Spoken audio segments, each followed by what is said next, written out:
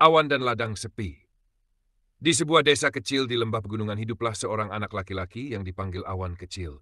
Namanya sederhana, hidupnya pun begitu.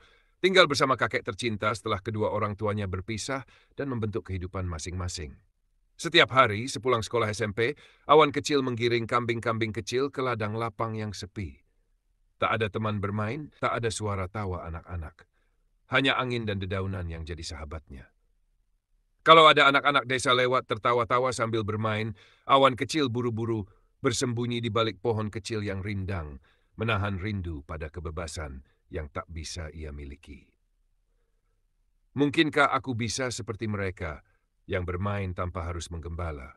Dan setiap kali mobil hitam milik Pak Kades melintas di jalan kecil di pinggir ladang, Awan Kecil selalu menatapnya diam-diam.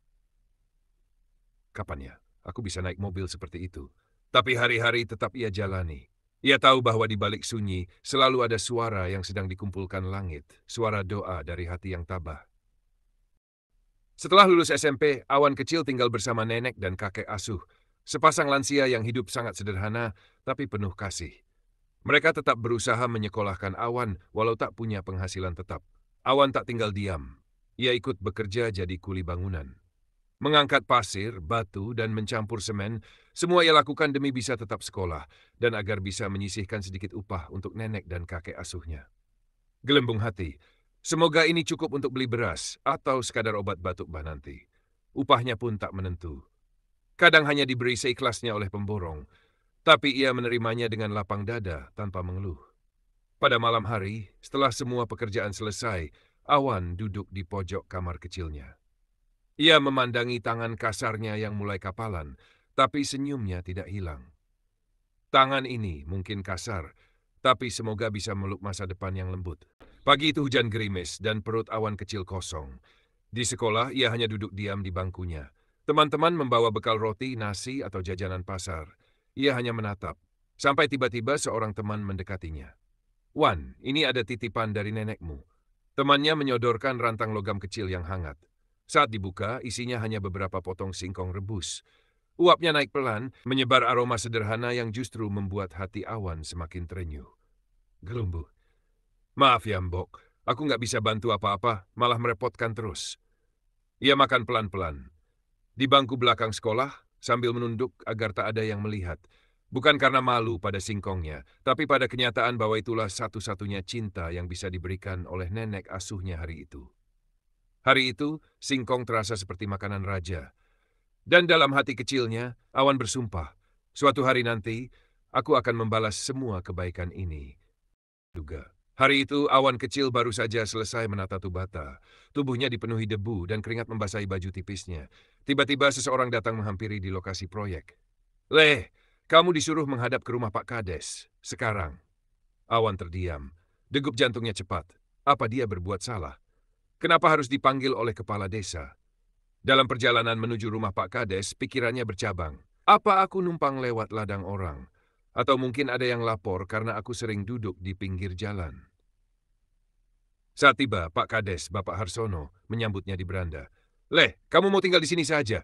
Makan di sini, berangkat sekolah dari sini. Nanti pagi cuci mobilku, sore bantu-bantu di mebel." Awan tercekat, tak bisa langsung menjawab. Apa ini mimpi? Apa ini benar-benar terjadi? Ia mengangguk pelan. Hatinya seperti meledak oleh haru. Setelah pamit ke nenek asuh, Awan mulai tinggal di rumah Pak Kades. Di sanalah hidupnya mulai berubah. Tak lagi kelaparan, bisa sekolah dengan tenang, dan untuk pertama kalinya tidur di kamar sendiri. Pagi-pagi buta sebelum ayam jantan berkokok, Awan Kecil sudah terbangun.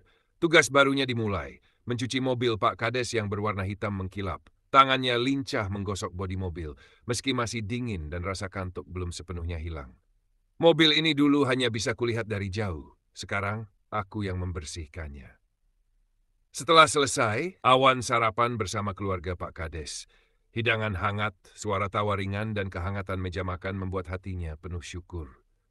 Sore harinya, Awan membantu di bengkel mebel milik Pak Kades. Ia belajar mengenali jenis kayu, membantu mencatat bahan, dan kadang membantu mengukur papan. Perlahan, Awan menjadi lebih dari sekadar pekerja.